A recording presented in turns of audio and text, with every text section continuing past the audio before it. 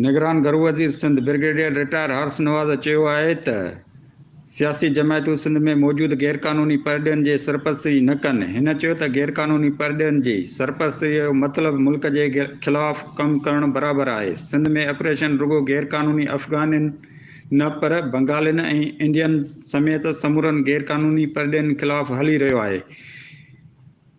हिन वधीक चयो त जेकॾहिं को गैरकानूनी महाजर पाकिस्तान खां पंहिंजे ॾे न वियो त 1 नवंबर खां पोइ उन ख़िलाफ़ कार्रवाई कई वेंदी। हर्ष नवाज़ चयो त जेके माण्हू हवाई जहाज़ ज़रिए वञणु चाहिनि था उन्हनि लाइ बि इंतज़ाम कया पिया वञनि। असां फ़ैसिलो कयो आहे त डीज़ल तेल छालिया ऐं ॿियनि शयुनि जी स्मगलिंग बंदि कई वञे।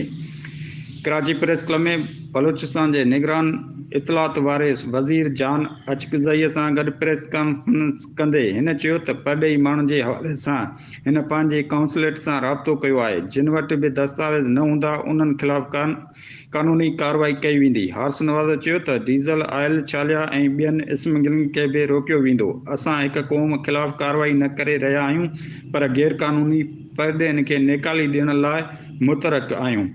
निगरान घरू वज़ीर चयो त असांखे सभ खां पहिरियां पंहिंजे मुल्क जूं हालतूं ठीकु करणियूं आहिनि। सियासी पार्टियुनि खे बि सोचणु घुरिजे। सियासत न कनि।